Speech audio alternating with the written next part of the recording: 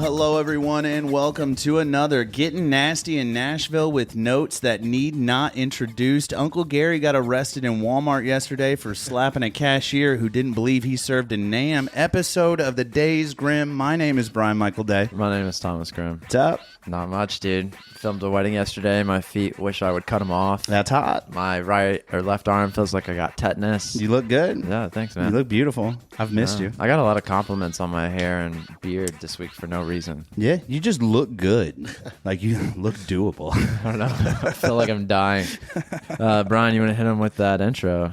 This week in the Days Grimm, joining us, none other than Miles Connor. What's up, y'all? What's up, dude?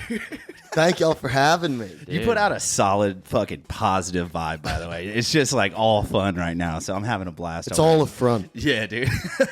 So how are you? I'm wonderful. Hell yeah, I'm dude. stoked to be here in Evansville, Indiana. Yeah, you're from Nashville? So I live in Nashville now. I've been in Nashville about 2.5 years, but grew up just outside of Dallas, Texas. Oh, sick, dude. Going through the big D, and I don't mean Dallas. Do you know that song? Yeah. Oh, I was waiting for you to pick it up, dude. Come on, vocalist. There's a million great Dallas songs. Dude, I swear, Dallas. Honestly, I've never been to Dallas. Really? Never been. I flew into Dallas when I went to San Antonio. Yeah, I've been in the airport. That's about The it. airport's pretty awful. You saw the worst part of Dallas. God. Like, the tarmac is wild. It's like a city. It's a city. The planes are going on bridges over other planes that are underneath on a tarmac. It's just pandemonium. Who built this? And I believe it's an international airport. Is that like the Japanese where they took ants and they made the ants do the thing and that's how they built their train system? Oh, Jesus. So they just did that with the airports?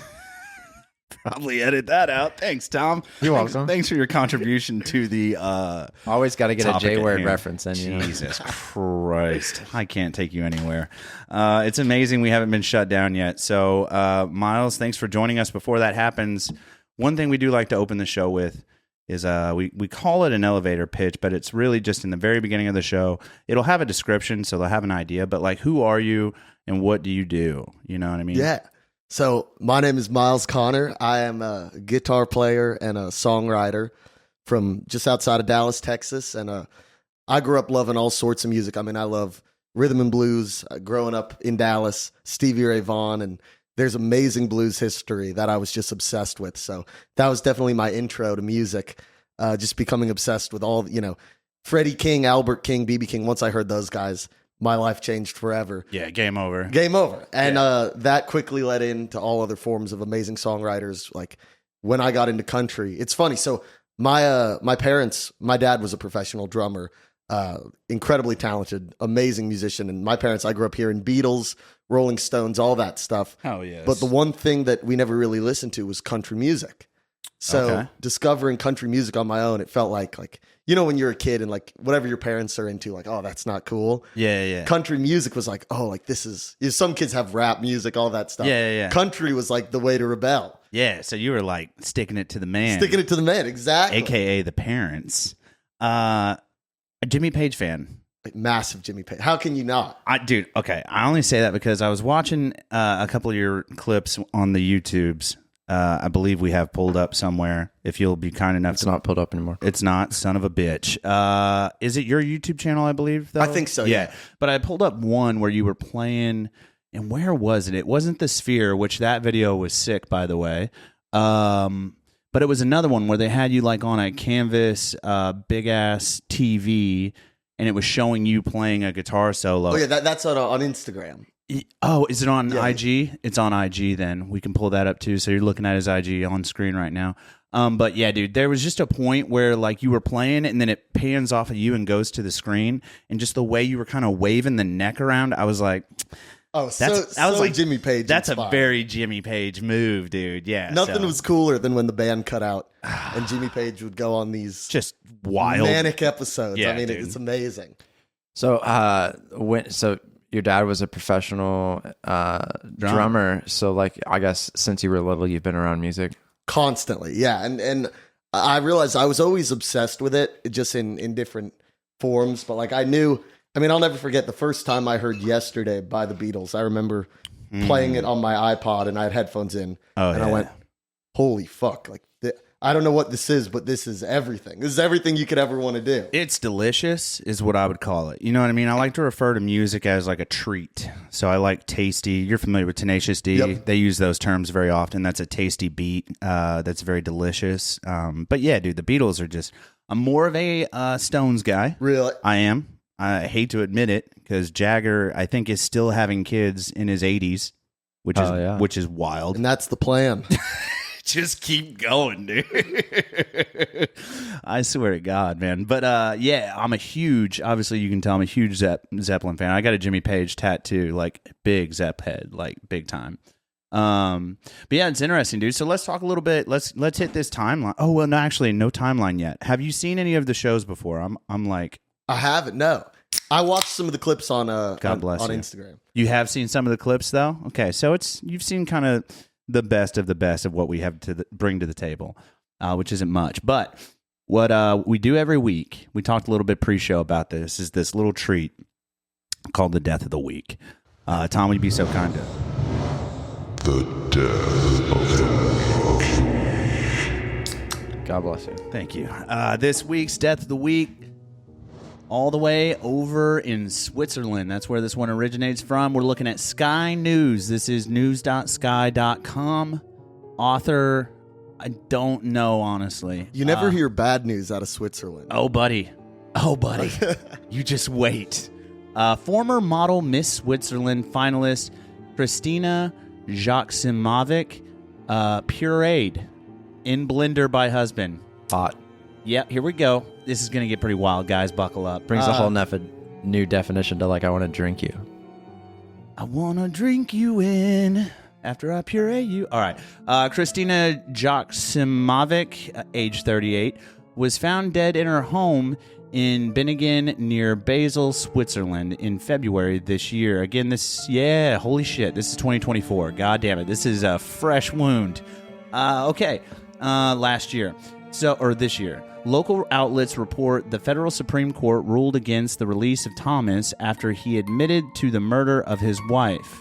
Here's a shot of the beautiful young semifinalist, Miss Switzerland. She is gorgeous. Here we go. A former model who was a finalist in Miss Switzerland's contest was allegedly murdered and, quote, pureed, end quote, in a blender by her husband. Officials in Switzerland are reported to have said Christina was found dead in her home in Binningen near Basel.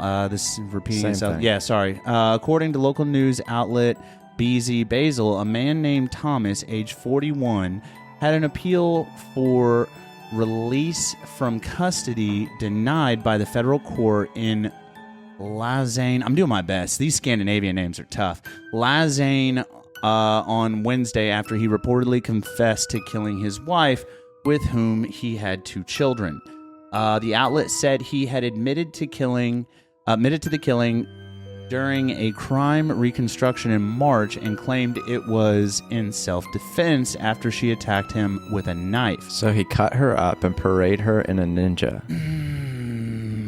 I don't know if we keep going, dude. An autopsy report included in the ruling that Miss Janovinovic's body was dismembered in a laundry room with a jigsaw, knife, and garden shears. Jesus. Not a great look. Criminy Christ. It added body parts were then chopped up with a hand blender, quote, pureed, and dissolved in chemical solution. Does it go? Is there any other good stuff down here? Yeah, but I don't think it's. Yeah. Wait. Yeah, you can go ahead and read the next line. BZ Basel also said Thomas was arrested the day after this young lady's body was found, and initially told investigators he had found her dead and dismembered body in their laundry room in panic. He was playing dumb. Yeah. You're playing dumb? I found her like that. Such a 9-year-old move. Insane. Such a 9-year-old move. I found it like that, Dad. Yeah. Oops. This week's Death of the Week was brought to you by Ninja. Ninja Blender promo code the Days Grimm. What do you think? They've been selling like crazy I'm the telling past you, week. Costco sold out. It's a hot one right now. It's a hot topic, dude. So what do you think about this blender situation we got going on here, Miles? I mean, that's wild. absurd. It's upsetting. I mean, it's the most horrific. I'm laughing because of how horrific that is. I mean, the fact that a human being. I mean, that's insane. Had the You don't hear about stuff like that happen. Like, you think the 80s, all those Netflix murder documentaries. Yeah. But that's horrific. Still happening today. And also, you're leaving such a large footprint. Okay, I'm going to make it Well, controversial. you're blending a large footprint. Exactly. But I'm going to make a controversial statement here. Everybody's probably seen the Peterson murder docs on Netflix by now. I think there's a new one that's just been released on Amazon Prime. They're going wild with Mr. Peterson lately. But to his credit, he did it right. Do you know how he killed his wife? Or they suppose that he killed his wife? He did it by strangulation. Right. No mess. No mess, no sound. And then he dropped her in a body of water. I feel like if you're going to do it... The body of the water part's not smart. If you anchor it properly, Sure. and it's deep enough. Shout out to Dexter Morgan from Dexter on Showtime. Yeah. But I'm surprised the girl hasn't done that to me yet. Are you not really good with the ladies? You're kind of rude. Kind of like a never. Lorena Bobbitt situation loading. You're probably too young for that one. Oh, Christ. You know who that is? No.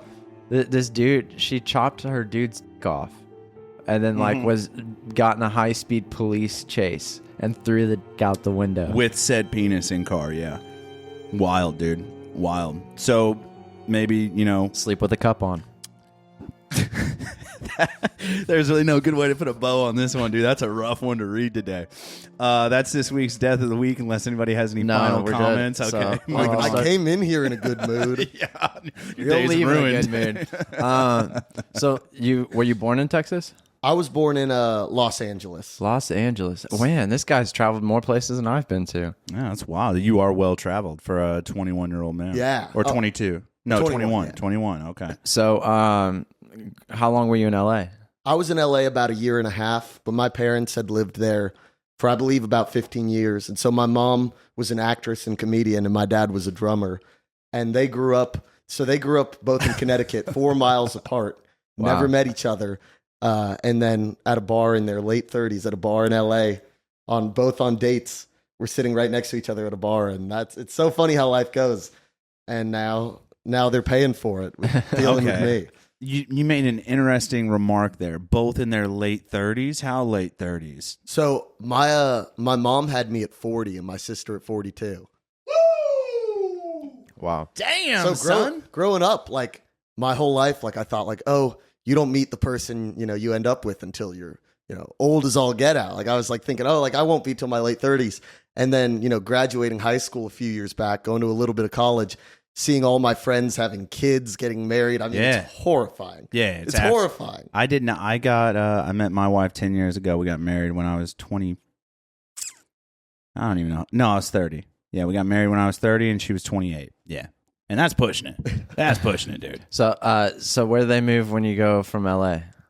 So they realized that a kid LA is not a place to raise LA kids. is not a place to raise kids. Not kid friendly, folks. Not at all. A lot of prostitutes, a lot of Lot of drugs, homeless. a lot of homeless people. Skid Row, real thing. So there's 2 places you can go from LA, and it's Texas and Tennessee. It's what everyone's doing. They chose Texas. They were ahead of their time. They were. They dude. were. Yeah. And it was Texas was a weird place to grow up for sure, being like a nerdy, I could never play football. I very quickly learned like during middle school athletics, like all the kids have to run and stuff. Yeah. And like this is so awful. I remember like a kid with like a good amount of like physical disabilities like beating me in a race. Now, And I quickly realized right then and there, I'm like, if I ever want to meet a girl, I gotta figure something out. does this gentleman have like a a mental deficiency? Or Yeah. And Well, some of and those a kids physical? just like to run, I'll tell you what, man. Shout out to the Paralympics going down in Paris right now, or they're just over. But I'll tell you what, man. There's some dude. There are some kids with Down syndrome that I don't know that I could outrun, and I'm pretty athletic. We watched a lot of blind sports. We got on a kick of blind sports, and I feel like half those people could probably beat me. No shit, dude. Yeah. As you're getting older, though, I want to stay on the sports thing for a second because it intrigues me. I'm a big athletics guy. I love football. Huge football fan. Are you finding like as you're getting older, are you getting into sports now as you're getting older, and now that you're like 6'5", and you know what I mean? Like, are you at least watching sports? Yeah. What sucked was I always loved sports. Like, really, as a little kid, every kid thinks, oh, I'm going to the NBA. Yeah, and then you go to your first basketball tryout in middle school that every kid makes the team and you don't. Not a good look, and dude. I'm like, well. Yeah, something's got to be done. This isn't working. So, what age were you when you think you picked up your first instrument, and what was it? I was pretty young, just because they were always around. Like everything I could ever want to have around was around. I mean, my dad had a million drum sets, and of course, that was the one thing I'm like, oh, drums are lame, because it's what your dad does. If he was alive, you could. Well, actually, he is alive.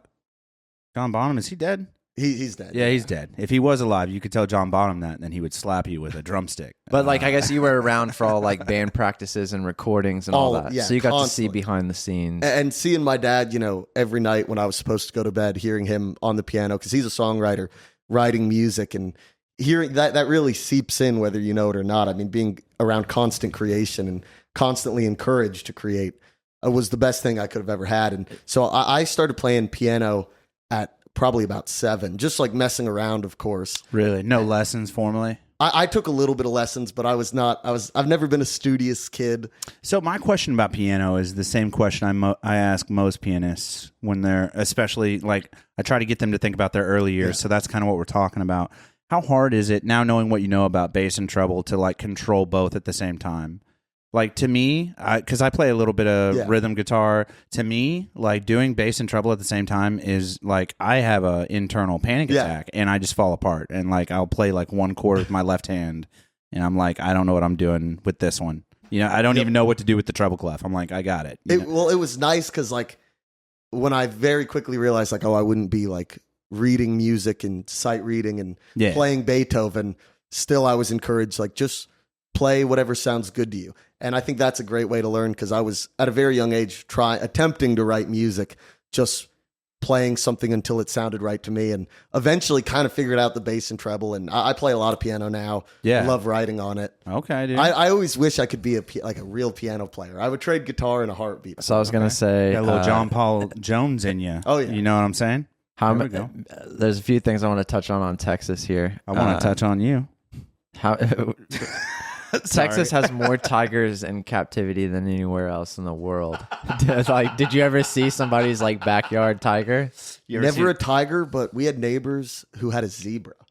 What the fuck are we doing in Texas? That's the master plan right there. Tigers, zebras, monkeys. I'm gonna have it all. Now I'm gonna make Neverland Ranch. Speaking of the master plan, we're gonna talk about. Do not let me forget to talk about that. Okay. You're smiling. I'm serious. We're talking about it. No, that's exciting, dude. I'm baffled by. Okay, so I first learned about the Tigers from Tiger King, clearly. Okay. But he wasn't in Texas. He was in like Oklahoma. He was in Texas. Was he in Texas? Okay.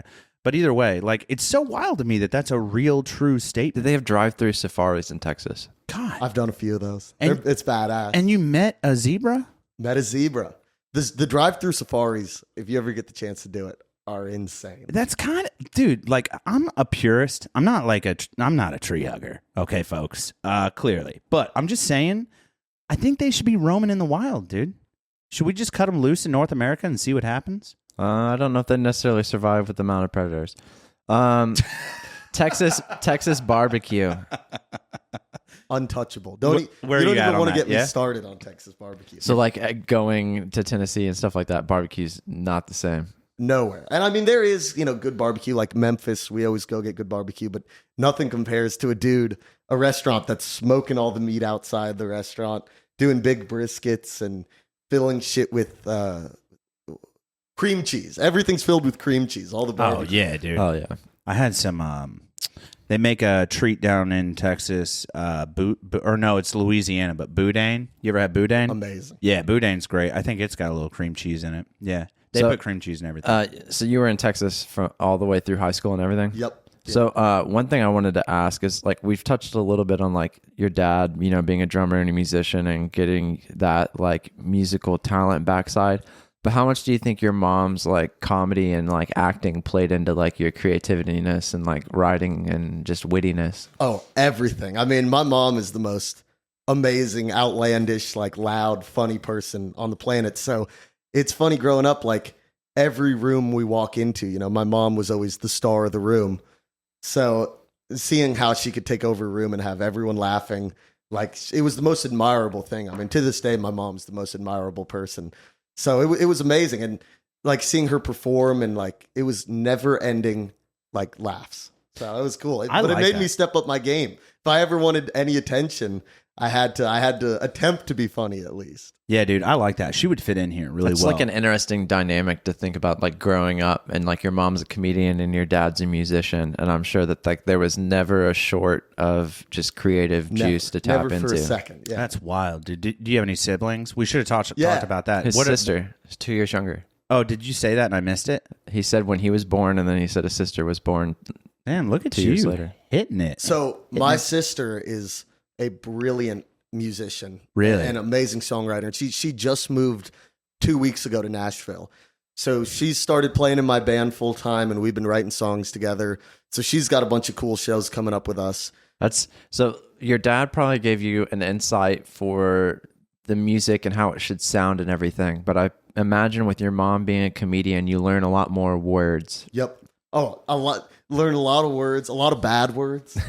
I mean, I was definitely the kid in elementary school, like, teaching everyone fuck, and every swear word, I was probably the first to say it. Nice, yeah. dude. Someone had to do it. Yeah. No, we talked about that on the show, like, the first time. It was just a few weeks ago we were talking about it.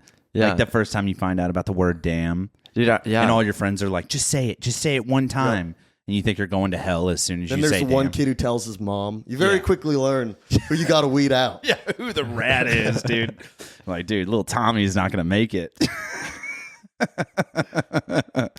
No. So when do you record your first song? Like, did your dad and you record your first song, or did you record your first song later on? Yeah, I was always encouraged. Whatever songs I was writing, he was like, yeah, like, let's record them. And he would play drums and show me how to use all the gear. And that's so fucking cool. Amazing. And you had like the headset because your dad's a professional. So you had the headset, you got the soundproofed room, and all you can hear is yourself, and you're just in the zone. Dude, what's crazy to think about is, like, sick, dude. You got to see the process from start to finish. And so now, you know, when you move to Nashville and everything, and you're like working on your own stuff, like, you probably have more insight than 80% of the people around you. That's a stretch. There's a lot of smart music people. A lot of smart music people, but it wasn't not until a lot a month ago. I mean, I've been recording for a very long time, but it wasn't until about a month ago where I heard something back I recorded and didn't think, this doesn't sound like complete shit. Really? So, yeah, I was always very critical. And like, there's stuff that you never think about in recording, like playing with a metronome, you know, when you're tracking instruments. I couldn't do it. Yeah, like, I can't either. I could not play with a metronome to save my life. And, but you just do it by feel. You do it by like toe tap. Like, you just feel the rhythm. You can't really do that when you're playing, like, because I would play bass and piano, play all the stuff on my on my tracks, you know, because we're just messing around, and I could never get anything in time. Really? And it was so frustrating. So where are you at now? Are you still like that? You're just kind of like a free bird? Now I can play in time. Shout out to Skinner. You're not a free bird. You can hit time now? Can hit time. I mean, as much as someone can, but okay, yeah. So, but you don't play a lot of rhythm though either, right? Or do you? When I'm singing, because I love playing guitar and taking all the solos is fun and stuff. But I definitely think I'm more of a singer-songwriter. So that's one thing I want to ask is, so like, musicians that sing and play an instrument, do you think that you have to play an instrument enough to where the song becomes second nature and you can focus on the lyrics? I think, yeah. I think the instrument, like the guitar playing, should be second nature. Like, you should only ever worry about the song itself. And if you're a good enough musician, like, all the pieces of the band will come together. But if you don't have a good song, you don't have anything, you know, no matter how great you are. It's almost like I can do it with rhythm, right? Like, rhythm's not that hard. but then you got to think about staying in time and singing and all that stuff. It gets a little dicey. But I couldn't imagine being a lead guitarist, like playing the solos and all that stuff and singing, because it's so much more. Scales are just. Yeah. We should talk about that. Let's talk about scales, right? That's an interesting topic. Like Scales Lake? No, explain to my friend here who knows very little about like rock music. What is a scale? I know what scales are. I was in an orchestra. So it's funny okay, though. nice. I'll never forget. I went to like one music camp as a kid, Yeah. and I was in my first lesson, and the dude had me like take a solo, and then after that he was like, "Now play me a major scale," which is like the simplest thing you can do. Yeah. And I couldn't do it. I was like, I don't know how to do it. And he was like, "You were just playing all through it, like you were just doing it, like Yeah, you were just play the playing scale." Along the Watchtower And- by Jimi Hendrix. But I couldn't play the scale, so to this day I know one scale, and then the rest has just been by ear. That's so Playing fucking along the wild. records. That is so fucking. I got How old were you when you formed your first band? Like your first group of people you put together? Probably about 13. and like made a song. Yeah. Right? And made a song. And played our first gig, and it was all. I mean, we were a Stevie Ray Vaughan tribute band, Oh, okay, so tight, we were dude. doing all old blues. And Hell yeah. what gets you so good? I mean, because you can only get so good playing in a bedroom by yourself. And it was like I thought, like, oh, like I can play guitar, I'm great. And then I got in a room with two other musicians and realized I had a lot to learn. Yeah, so that was the best musical education I ever could have gotten. And then when you said you got on stage, were you nervous, or had you been on stage due to your dad and mom being on stage? Yeah, I've been on stage a good amount. That's always what I'm least nervous about. the people. Yeah, I Doesn't bother you. never was worried by that. And I'm very lucky because I know a lot of amazing performers who to this day like are petrified. I mean, even George Jones was horrified every time before he got on stage. It's so funny you say that. I was just talking to a young lady from Nashville, Kenna Elpers, good friend of ours. Do you know Kenna Elpers? She's from the Evansville area. She's down in Nashville. She's doing great. She just signed to an independent label. And the artist is escaping me who she signed with, but she's doing big things. She's a great female country artist. But anyways, we were talking about the stage fright thing, man, and she says she doesn't get the stage fright ever. Never has she ever. It's always she has to tone herself, like she gets too ramped up. Yeah. She's very animated on stage. She plays the rhythm while she's singing, and she'll like kick her boots and slide on her knees and get wild, and she gets too amped up. Like the bigger the crowd, the more amped she gets. Like she played the CMAs a couple of years ago, and she was like, I had to like take a deep breath and have somebody pat me on the shoulders and be like, chill the fuck out. Like, don't go out there and tear your ACL. You know what I mean? But with big, I kind of agree with that because when you're playing to a giant crowd and You just people are get amped. farther and farther away, you know, this is the entertainment industry. You got to put on a good show. That was the one thing. There were a lot of great guitar players I loved growing up, but like who would stand like a statue. And I was never too into that. I really loved the guys who were running around and, you know, singing at the top of their lungs. And Dude, who was, God, I'm fucking blanking. There are so many great guitarists that just like do way too much cocaine probably and just freak out on stage while they're just shredding. Like, who would be a good one? Van Halen. oh yeah, Eddie. Savage. The guy who got shot on stage, Dimebag Darrell. Dimebag, another Texas legend. Savage. You know what I mean? Hendrix. Yeah, The Hendrix. master. He He invented would just freak the invented this on stage freak out. behind the back and just like left-handed behind the back is crazy. I mean, I love anything left-handed. So, So how do you? So like through the years, you've like met different people that you've played with. So like, how do you find somebody that like you want to plug into your band group? Yeah. So I just like when people ask me like for advice on moving to Nashville, because when I moved to Nashville, I went to college, and instead of going to class and doing homework, which I probably should have done, I went out. sorry, Mom. Yep, sorry, Mom and Dad, if you're listening to this.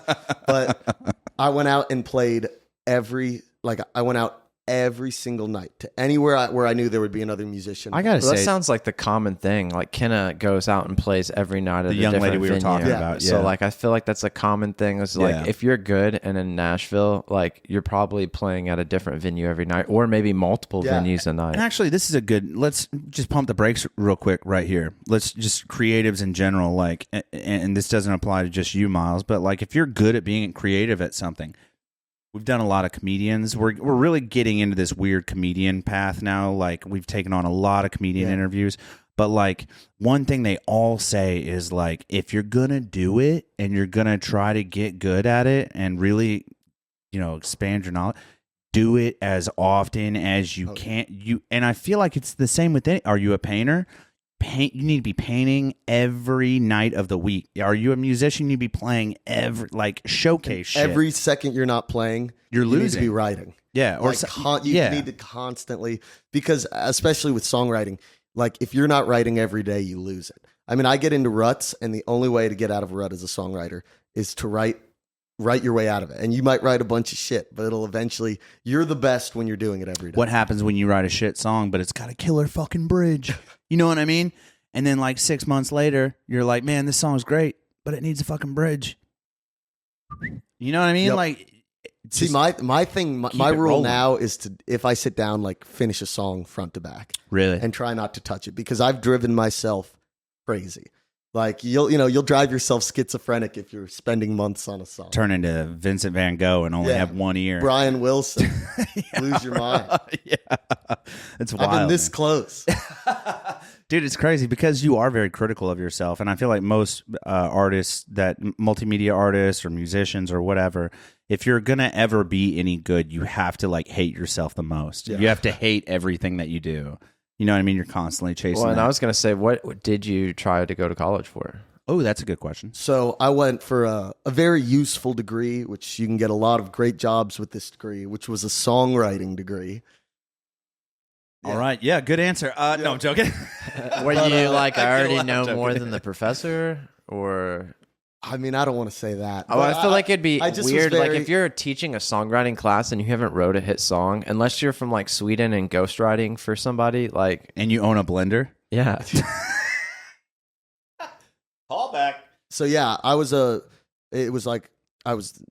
the songwriting program with a minor in pureeing. What school, by the way? Yeah, exactly. Yeah. I was going to Belmont University. Belmont, tight, dude. What's the other one down in Nashville? Vanderbilt. Vanderbilt. I was gonna say Villanova. I am actually stupid as shit. But you can run fast. Run fast, far. Run far, real fast. So what's like in the Paralympics? What's your your gold medalist? What's your songwriting process like? Like, are you driving and you get a like bridge in your head and you like put it into your voice memos? As lame as that sounds, absolutely. I mean, it constantly comes to you, and when something comes to you, no matter what you're doing, like you gotta capture it. I mean, I've been on dates where I've been like, I gotta go to the bathroom. I go to the bathroom for 30 minutes and write out a full song. Okay, so what? Sorry, I had a solid flow.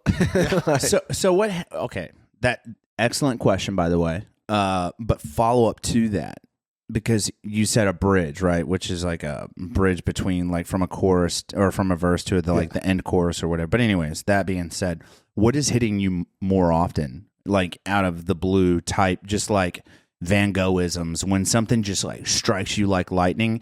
Are you seeing like more lyrics hitting you first, or do you like hear like percussion, like you hear a fork tap a glass a certain way and you hear like a beat, or do you hear a melody? Like what is hitting, what do you most often run into where you're like, oh yeah, that melody,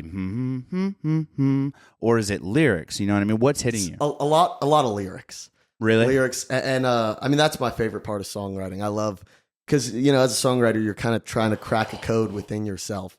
And it's always an amazing challenge. So, I thought Tom was just having a stroke. No. Did you hear that? Like I heard it. Well, he said, you're not going to like this part.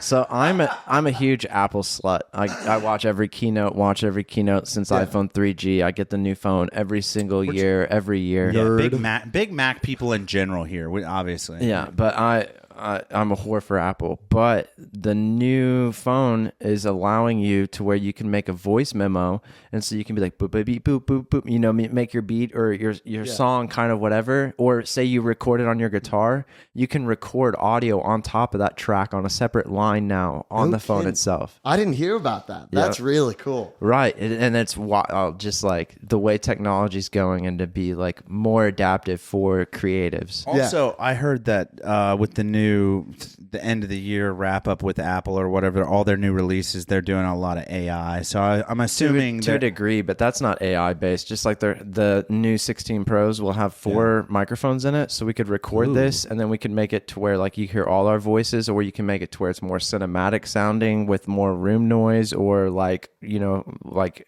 somebody was talking in the background, but we only want this conversation. It can kind of like, that's more AI and digital programming. But like that. The recording multiple lines isn't necessarily The aliens building our phones are really doing a good job. Dude, shout out to China, brother, and all those nets catching all those survivors. Speaking of China, so dude, this kid, I have just pulled up Donald on screen. Trumped, dude. You were like, Dude, this kid China. This kid has to be a CRISPR kid, and I just want to play a little bit of. I've seen this. Have you seen this kid? I've seen. Yep. Yeah.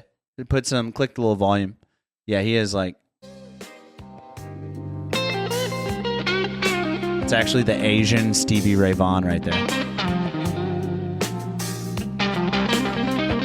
God damn, that's a. And this kid's like little as Tasty. fuck. You know what I mean? Like I was still eating rocks at his age. Yeah, I'd dude. I'd see a stone and be like, "Oh, I wonder what that tastes." That's a tasty scale, Yeah. dude. And he's got so many. Shout out to however you say his name, Matuo. Oh, he's got 3 names and he's got 2 names and then guitar in the middle. It's Matao Guitar Junsi. But still And then phenomenal. another girl you got to look up, Oh, I'd love to. We love Who- doing on-screen shit. who I think is the most brilliant guitar player in the world right now. Her name is Grace Bowers. And Grace Bowers. Can we show him Kenna too? Yeah. Okay, in a minute. this girl is one of my best friends in the world. One of the first people I met moving to Nashville. She's good. Virtuoso, and This one, or which one you want me to play? any of them. It's all amazing. Give me some volume.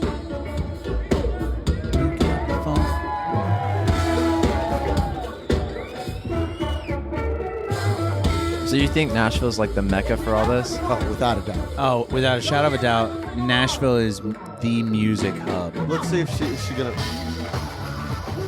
You go to another video. Well, you got to see one where she's really ripping. Where I she's bet just she rips shredding. in this.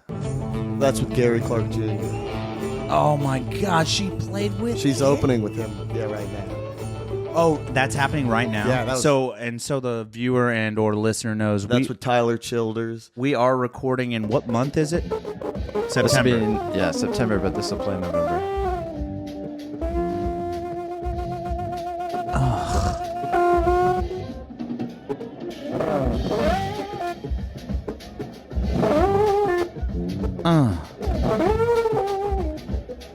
She's just so clean.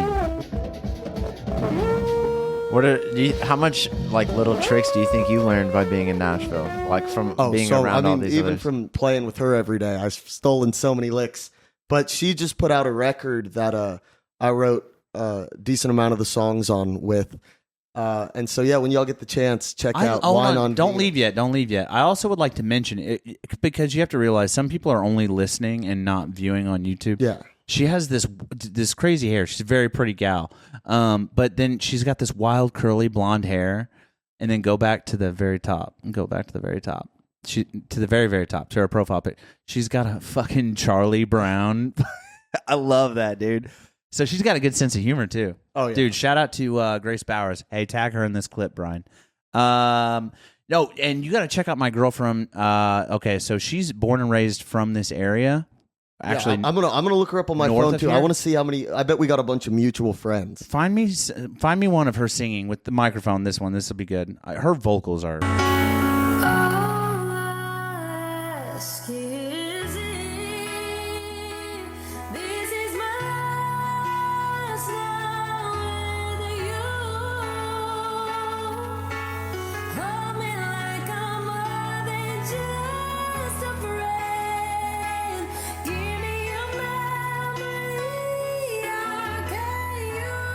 She's so fucking good, That's dude. amazing. She's got an amazing range, not a lot of twang. So if you're like a true Dolly fan, not the That's gal. okay. There's a million people doing but that. brother. So do you think like So good. like you mentioned writing songs and stuff, so there's just like a lot of creative collaboration going on in Nashville? Constantly. I mean, it's so amazing as a creative. I mean, every person you hang out with, it turns into, drinking and writing a song together. To be young in Nashville right now, there's not a better place. I think Jessie Murphy came up from Nashville. Who? Jessie Murphy. She's doing songs with like Jelly Roll and stuff now. Oh shit. Okay. Shout out to Jessie Murphy. Dude, and Jelly Roll's my boy too. Fuck, that dude's a gangster. Oh, he's bad. So, do you have like, what would you say your specific genre is? Man, it's such a mix of all the stuff I love. That's been the one hard thing, because it's like I love everything a lot. Like I'm a obsessive freak about so much music, even country music by itself. I mean, when I'm not playing music, I'm reading, books about Hank Williams and podcasts about George Jones. I mean, I love knowing as much as I can about all these people who I just worship.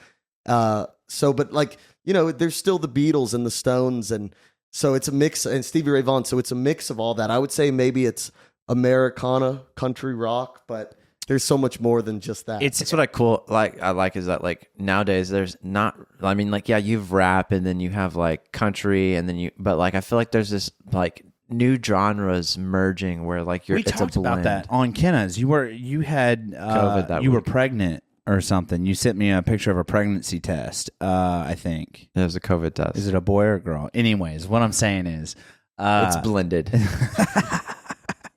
he's gonna be all right. Just maybe don't say that. Here we go. Dude, my brain is firing on all cylinders today. It's blended, you could say. Yeah, dude, I'm pureed, if you will. No, what I was gonna say is we talked about that during Kenna's episode. You weren't here for that, but like, honest to God, like you're seeing like tech. Sorry, hit the salts. Yeah, you're seeing like Tech Nine do songs with like metal bands, and then you're seeing like who was it? Young Thug did a song with Morgan Wallen. Yep. You're just seeing all kinds of weird shit. And it's Just wild. so cool. What do you Post think? Malone. What do you think? Yeah, Post is doing a song with anybody who has hands. You got Beyonce apparently. doing a country album. Actually, I'm thinking about DMing Post Malone for a collab, but that's here nor there. It's going to be featuring Brian Day. No, but like, what do you think about that? Do you think we're headed towards some weird sort of like singularity? You know what I mean? Like where all these genres are just going to meet to one. I hope it gets to the point where none of it matters, because we're kind of leaving. Especially, I mean, there's a lot of bad things about Spotify. Here, I'll hit the salt. There's a lot of bad things about Spotify. Just remember, God damn. I will say what's nice about like YouTube and Spotify is Keep like a firm grip on it. The suggested playlist after, like we had some of your songs playing before you came in the studio, and then we came in and like you sat down and you're like, man, I really like this artist, and it was somebody that auto played after you. And I think that's one props to the algorithm is like the artist you listen to, they most likely like somebody whose song comes on shortly after. Spotify, it's amazing as a listener, but as an artist, I mean, artists are getting paid less than they've ever been paid. I know, it's like 5 cents a play or something, or like a penny a play. The or one something. good thing about that is now, like, you don't really have to curate your entire personality to trying to get on radio. Like back in the day, it was like, oh, how do we get on radio? Because that was everything. That was the thing. And now it's getting to a point where, like, because I love country music, but the music I make extends beyond country. And now I don't have to be like, oh, I got to stick to this sound so it can be good for radio. Can't do this, can't say that. And that's kind of coming to an end. And I'm really excited about that. I have a long-winded question to coattail off of that. And while I'm doing this, you go ahead and you work your way in, brother. It doesn't get good. Thinking on the fact that you're basically putting he's like 4 feet away from it. It's not great, brother. No, but speaking on the fact that like Spotify is basically like the new radio, and you can just put yourself out there, and like you said, you're not having to fabricate this portfolio of like, well, okay, so I'm Miles Connor, but this is my band, and these guys are cool. You don't have to do that. It's just there for the people to listen to. Damn, I forgot where I was going with that. Son of a bitch. Oh, damn it. Shit, I lost it. It's gone. Yeah, the boys. Let's talk about the boys. God damn it. I can't believe I had So that. how do you come up with the idea of the band you're with now? The master plan? I will confidently say I have one of the best bands in town. As far as players go, I mean, I'm by far the weakest link, but I was lucky enough when I moved to Nashville, just a bunch of kids who had just moved to Nashville also, who just happened to be brilliant musicians, Caleb Houston is a kid who plays drums in my band who's going to be one of the biggest drummers in the world. And he's been out with a big country artist named Colin Stow, doing arenas. And so Caleb Houston, an amazing drummer who I met right and when I you got picked to him town. just due to his last name being from Texas, right? Oh, yeah, but he's a Memphis boy, so he's got that Memphis feel. And then the kid playing bass is named Jackson Warren, amazing bass player. And when the three of us got together, we played 4 hours a day, every single day, and just became brothers. I mean, we lived together. Like 7 days a week. Yep. Oh, yeah, every day. Yeah, so you're like smelling armpits at that point. Smelling armpits. Yeah, yeah. You get it. And when we go play a show on the road and have no money, we'll get like one hotel room with one like big bed and all like put 4 people in there like sardines. Bro. Like the scene from Willy Wonka where it's like the feet. You know what I'm talking No, about? I swear to God I do. Because I have a cousin whom I refer to as my brother. I shared a bed with him last time we went out of town. Yep, that happens. I am very close. The Days Grimm production company as a whole, we are very tight knit. We've gone front to front a couple of times. Dude, we interviewed like a New York Times bestseller, and then we all went back to like this house, and we're basically sleeping in the same room. It's kind of funny to see that, like, hey, you're interviewing somebody that's up here, and then like you're just There sharing were a lot of beds. involved too. Just let's be clear. So that was a wild time, man. Good shit, dude. Good shit. You don't know where like your our men's and your buddies begins at that point. Right. You really don't. You So really where do don't. You become a unit. Where do you come up with the name for the master plan? Oh yeah, Yes. we didn't even say it. So that's the name of the band. It's Yep. it's gonna. What's the full name of the band? So the band is Miles Connor and the Master Plan. Okay, and it's coming. It's in the works. It's coming. Yep, we've been in the studio. We're working with a dude named David Mescom, who is a brilliant songwriter and producer in town. If you Google him, he's pretty much done every song. Is ever. it David Mesker? Mescom? Yeah, it goes by Mescom. Messy. Okay, David Mescom. And so you guys are working with, and he has his own Mescom. C. Mesclum. Mesclum. Golly, Jesus. I'm confused. Or type in David Messy in between. Messy. Yeah, Messy. There you go. Oh, there you go. Is that him? But he's writing every huge song on the planet. God, look at these. Look at these. Okay. We'll just let this roll for a minute. You keep scrolling, brother. God damn, look, is that... I listened to this album. You did? Yeah. Yeah, the baby. That's what I'm telling you, dude. It's everywhere now. You can't get away from it. It's like you have to... I like this one on the left here. Nicki Queen. Minaj, Okay, here we go. Ariana Grande. God, dude, he's got some bops, dude. He's got some bops, man. And okay, so you guys working with this guy? Yeah. No, you're not. Are So you? I got a Are really... you? You can't bullshit a bullshitter. No, we are. Yeah, we got a really great manager now who hooked us up, and so yeah, things have been going really, really well, and we're about to hit the road. Who's the manager? Shout out to that guy, dude, or gal. Yeah, his name's Chris Monteverde. Oh, Monteverde, dude, brother, fucking nice, dude. So you guys are recording the album. Do you have like an expected release date for it? Not yet. I think we're gonna take it single by single. 20 by or Like a waterfall. 20, Yeah. 2025 probably. Have you heard Yep. of that? Early- The waterfall concept? Ooh, yeah. Do you know about this? Brother, pull up Spotify. Well, I'll literally walk him through it. Just pull me up to any band or any artist. I was trying to think of who was the one that told us about it. We've had so many. It was The Strangers. It was The Strangers / Wally Opus, a local recording studio here in town. Really great dude, man. Shout out to Wes. Dude, you're doing great stuff. He's got all kinds of great groups with him now. But basically what'll happen is, right? So let's say you have like 90% of the album recorded Yeah. and you've got the last song or two to do. And basically, yeah, just go to The Strangers, dude. Just go, yeah. Go to the far left album. Go to that one.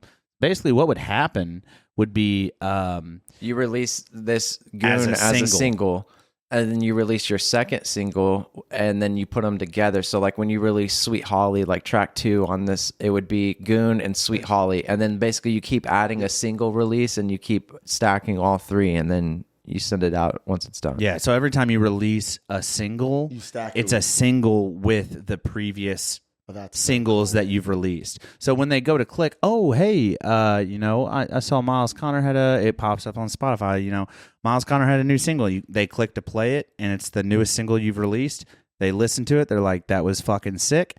Automatically, your third to last single to be released plays. So it just goes. So great. Yeah, so it's really good for the stats and the plays and stuff like that, especially if you're just cutting bangers and the third to last single was a fire banger. They're just going to play that through. Yeah. And then it goes to the second and then the first. And it just kind of, so they call it like a waterfall. And you go all the way through your album that way. And then boom, finally you release the entire album. Are you testing songs like while you're performing, like which songs have the biggest hits with the crowd? Absolutely. And that's what we want to put We've on? been doing it for months. I mean, I got like 60 songs ready to go, like ready to record. That's so wild. Now what you just said is wild. I mean, I try and write a song every day. That is like wild. Yeah. Jesus Christ. Do you have like an estimated time of like what month we can expect the album? Hopefully, I'd love to have something out in December, like at least a single. But I'm really wanting to do a full record, and now we're just trying to figure out how much, to have the band on it. And because like most people in town do not have their live bands play on their records, and I've always kind of had an issue with that. Like they have this loyal touring band, but the second they go in the studio, they hire the same 10 good studio musicians in Nashville. And that was always my one qualm with being a solo artist, because these are my songs that I'm writing, but like I could not have done anything I've done previously or anything I'm about to do without the amazing guys who have been there the whole time. So like Tom Petty and the Heartbreakers, like I want to do something like R.I.P. brother. R.I.P. Well, I was going to say too, like with technology nowadays, we saw a lot of COVID time stuff where like people are having like their drummer in another state record the drumming and then another send it to country. them. Yeah. Even. Yeah. I like being in the room so I can yell at them. That's what I'm saying, dude. Okay. There's this weird thing happening where like we are too automated and too electronic. Like, don't get me wrong, it is extremely efficient to write a song if you've got 3 guys in a room here and guy 4 and gal 5 or whatever, they need to write their parts. Like, it is efficient, but you don't get the play with. You know what I mean? You get to a certain part of the song and somebody just hits one note off and you're like, oh, I liked that. Yeah. Or you don't get that, like that raw. You know what I mean? Kind of a bummer. And we just recently met this kid named Hayden, who was he was like, oh yeah, like I play some keys, and we're like, oh, come jam with us. And he happened to be the most brilliant keyboard player I've ever heard in my life. Really? And so having just a phenomenal, soon-to-be world-renowned keyboard player in the band changed everything. So we have this great band, plus my sister Nora Connor singing harmonies and acoustic guitar on everything. It's really a stacked. I mean, I'm very lucky to get to play with these people. Do you ever get to fill in for other bands when they need somebody? I do, actually. I went on tour this summer playing with a country artist named Frank Ray, who's a great country artist, and just filling in because I just wanted to travel and get to experience that side of touring, and it was really fun. And they're amazing guys, amazing musicians. But I always just wanted to be a songwriter from like touring. It's hard to make money. That's what I learned. It's really damn hard to make money, but it's okay. Yeah. If you're having fun and you're out with your friends, I mean, That's if all y'all that stick matters. through, it'll all come together, Yeah, because it's hard to make money because it costs so much money to get a bus or a van and load all your shit up, and then all the people you got to pay, and then you got to move this shit from there. Yeah, you got to sleep, eat, lodging, all that. Do you ever send music to your dad and ask for like tips? I do send him stuff. I think I probably have too much of an ego to be like, what do you think of this? But, there's always that friendly competition. I think that's great because I always saw my dad writing and I was like, I want to set out to do just that, Yeah. But he's really amazing. And I am so lucky that I got to be around that. And you don't realize this stuff till you get older. Oh, yeah. And you're out on your own. I mean, you don't realize how cool your parents are till you're away from them. And you still learn, even like I just turned 30 this year, and like you look back on things and you're like, wow. Like when you become the age that your parents had you and you're like, oh shit, they didn't know what the fuck they were doing. You know? They didn't know fucking assholes from elbows, Right. dude. Oh, Yeah. and still, like, I'll think like, oh, I've written all these songs I love, like these are really like great songs to me. And then my dad will text me. He's like, oh, I just wrote this song today, and sends me a recording. And I'm like, God damn it. He's He's did it got again. He did it again. You son of a bitch. I know. That's exactly what it's like. You son of a bitch. So it's really amazing. So how old are your parents now? They're in their My mom's late 50s, 60s? My mom's in her 60s. My dad's about to be 60. Is that fucking wild? Hold on a second. I want to. Yeah. This is my last question, and I brought this up in the beginning of the podcast only because, like, your parents were kind of old when they had you. You know what I mean? So, like, is it wild that you meet other 21-year-olds and you're like, yeah, nah, my mom's in the home? You know what I mean? Yeah. Like, is it weird? It's so wild. Your mom's not in the home, by the way, but I don't know how. Maybe she doesn't. No, they're an amazing. They're in better shape than I'm going to be at their age. I hope I make it to 60. Hell yeah, dude. Hell yeah. But yeah, it is weird. Like having friends whose parents are like, 40. I remember growing up. I remember when I was like in elementary school, I went over to my friend's house and his dad was 28. Yeah. I was like, what the fuck? What is happening? Yeah. Dude? Your dad had you when he was 9? With a teacher? No, yeah, dude. So was there ever a moment on this music journey where like you wanted to throw in the towel, maybe give it up, switch it up to comedy or something else? And There's been one big one. And it was probably the best lesson I ever learned. And so I when I moved to Nashville, I got into a relationship, and like it was the first, like, you date people in high school, but this was like the first adult real relationship. Real shit, yeah. And we dated for over a year, and then just had like a really tragic ending. But of course, like through it all, like it's like even if this is the most at the time the most heart-wrenching thing in the world, like I can still play music. I still have this thing. yeah, you probably got fills some me. songs from it. Well, the very next day. He's like, funny you say that. The very next day, being a dumbass, I snapped my thumb, my right hand. How? Just fucking, I was like just outside riding around on a skateboard, just pissed off. We were hanging out, and I just fell and snapped my thumb. And I mean, I heard it snap, and from like, so here I've lost, at the time I was like, oh, I lost the love of my life. Now I can't play music. They got my whole hand in a big cast, and I could not do anything. You lost the real love of your life. It felt like I had lost everything that meant something. The world. The world. Oh, yeah. And I was thinking, I want to move back home. I'm done. Like, I'm done with I couldn't even hold a pencil. And it was the most trying. I wasn't going to go, that wasn't going to happen. And then I wasn't going to class. I didn't want to do anything. I wanted to be, have self-pity. But that was like the moment that made me realize how important music is, because, everything in life, girls, dating, people, come in and out of your life. But the music is the one thing that I will have forever. So the music's what pulled you out and kept you going. Pulled me out. And even when having that taken away made me realize how important it was. And I needed that, because that was like the most humbling in every way experience. And at the time, I cannot explain how miserable that felt. Very quickly, though, even with a broken thumb, and they're like, don't do anything to move it, I was still learning how to play guitar with one finger. Yeah. There's videos of me doing shows literally with a singular finger. Go to my Instagram. I think there's a funny picture. Will you pull this up real quick, brother? I gotta Keep see scrolling. this. I gotta see. You don't have like a long IG. I don't. Yeah, it's only like 70 or 70 posts. Go up a little bit.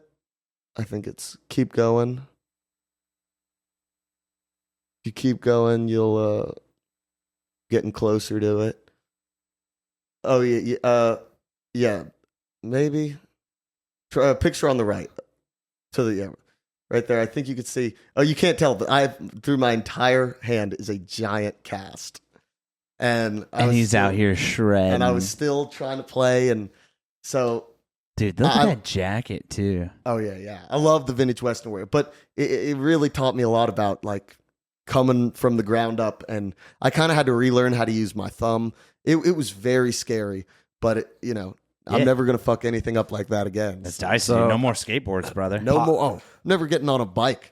I'm never getting anything that's not a closed car. Yeah, so I learned the same thing. I broke my hand trying to skateboard in my late 20s and was like, you know what? I need this hand to work.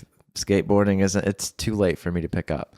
But I was going to say, last minute shout outs, possibly. This episode's a little pre-recorded. Yeah, so November, this possible album next month, if not maybe early January, February. Definitely some singles coming out, and we're doing some cool shows. There's one show I want to promote that there was a girl who I went to Belmont with. Her name was Jillian Ludwig. Okay. And she was like an amazing musician, sweetest girl. We had a bunch of mutual friends. And while she was walking right next to campus, a stray bullet hit her and took her life. And it was still the worst tragedy I've ever seen in my life. And I mean, it was the most gut wrenching thing I'd ever. You don't even realize that something like that can happen, especially to someone you see around campus and see at shows. And we're doing a show for her to raise money for her organization, which her organization helps fund scholarships for like low income musicians. So it's an amazing thing. And we're doing a show at Exit In November 10th with that girl Grace, and then my good buddy Shane Hawkins, who's Taylor Hawkins' kid of the Foo Fighters. Okay. He's a brilliant drummer and one of my very close friends, and we're trying to raise a bunch of money. And when and where? November 10th. November 10th. So if you're hearing this episode, it's in 2 days. Did the math on that. Yep. Perfect. Nice, that'll give him just enough time. Yep. Yeah, So dude. then last minute shout outs. Who's got you to where you're at and who's keeping you going? I think I would. It's so lame, but I think Stevie Ray Vaughan. Without Stevie Ray Vaughan, I mean, I felt like. So I don't want to talk too much, but I felt like such a misfit kid. Like I felt so out of place, and I never felt like I had like a home anywhere. And Texas never really felt like home. And hearing Stevie Ray Vaughan, who grew up, 30 minutes where I grew up away, like truly made me feel comfortable being where I'm from, and made me feel like I was a part of something. And for that, I'll forever be thankful. And the blues music did that and gave me a voice when I didn't have one. And what's keeping me going is every amazing person I have in my life, the band, my friends, my sister, and getting to wake up every day knowing that no matter how wrong things get, I can pick up my guitar and everything's going to be fine. That's so wild, man. Seriously, shout out to you. And it's so great that you have this thing that you love with such vast, you know what I mean? With all of your soul, you love music. Those are the guys that make it, man. So I'm really pumped about you. Really pumped about the upcoming project. Can't wait for it to drop. Like we said, December, early 2025, maybe. So keep your eyes out. We'll post and share anything and everything you put out. Thanks. Dude, and seriously, follow this guy. His Instagram is, I believe it was Miles Connor. Where'd it go? You lost it, dude. Son of a bit. Miles Connor ____. I believe that's 3 underscores. 2 underscores. 2 underscores. Miles Connor, look this dude up. Play some of his reels, man. He just absolutely shreds. Such an honor to have you in here. You got a show down at Moe's downtown, dude. I'm pumped for you in the art district, so likely I will see you down there. I don't have anything. Last minute questions, Tom? No, I think this has been another thrilling episode of the Days Thank Grimm. y'all for having me. Yeah, Our no pleasure, sweat, dude. brother. And for the salt. Oh, dude. Good Lord. Yeah, you're ready for the show now, dude. She's. Yes, you're right, Tom. This has been another thrilling episode of the Days Grimm. My name is Brian Michael Day. My name is Thomas Grimm. And this has been Miles Connor. Thank you so y'all much, so sir. much. Thank you.